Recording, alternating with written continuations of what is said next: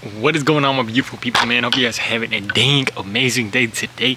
In this video, what we're basically going to be talking about is being able to go towards self-mastery. Now, I know self-mastery kind of has like a neutral connotation. We don't really think too much about it, but I want to give you guys a different way of viewing self-mastery that is really going to put you into the most powerful place that you can possibly be with self-mastery. What I mean by this is I was currently reading a book called Inner Excellence, and in this book, what he talks about is how self-mastery is basically, it is going towards getting away from our attachments and obsessions and attachments to life, attachments to the world, attachments to how others perceive us, attachments to the status quo, all that stuff. Dying to that and really mastering ourselves is being able to get into a place where you are becoming your true self and dying to that ego and pride and being able to get into your true authentic self in God. That's what we're trying to get into. It's so beautiful when you think about it like that.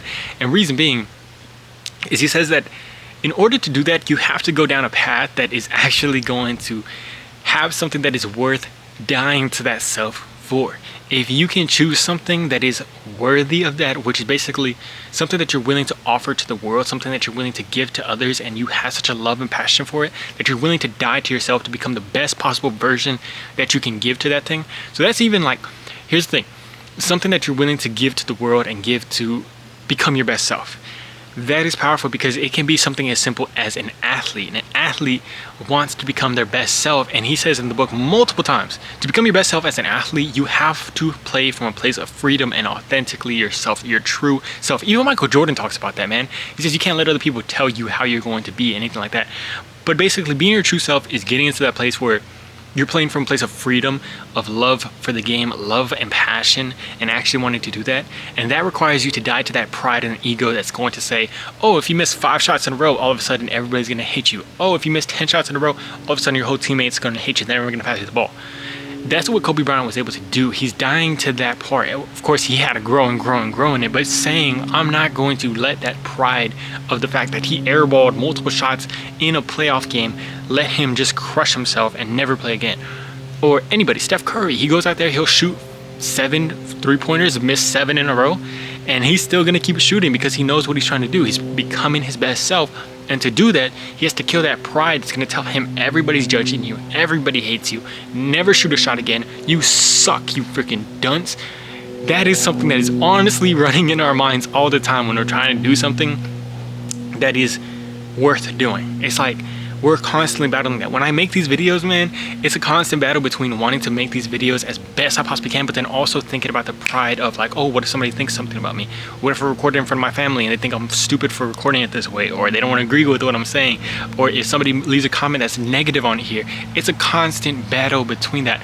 Even like having to go out and I want to record in public, that's going to cause me to die to that pride, die to that ego that it wants to hold on to that self-image. I've had to do that to make these videos the best I can, and I'm still growing it. But anything we want to do is requiring us to do that. If you find that love and passion for something, it's so beautiful because that's how we get towards that self-mastery that we're all trying to get to. We want that self-mastery. We want that ability to master ourselves, and that's how we live our best possible life, but then also perform our best in anything that we're doing. So just remember, anything that we want to do that is going to be able to require our best self, we have to die to that ego and to that pride. And I think it's a beautiful way of looking to it. We have attachments to the world, we have attachments to how people see us, and sometimes when you're doing that, like when you're struggling with that stuff, it's kind of hard because it's like, oh, like my ego is screaming, my pride is screaming, I look stupid. But the beauty in that is that it's starting to die, it's starting to go away. The more you rile it up and get it out, the more it's like a freaking parasite in your body that you're just extinguishing and saying to it that you have to go.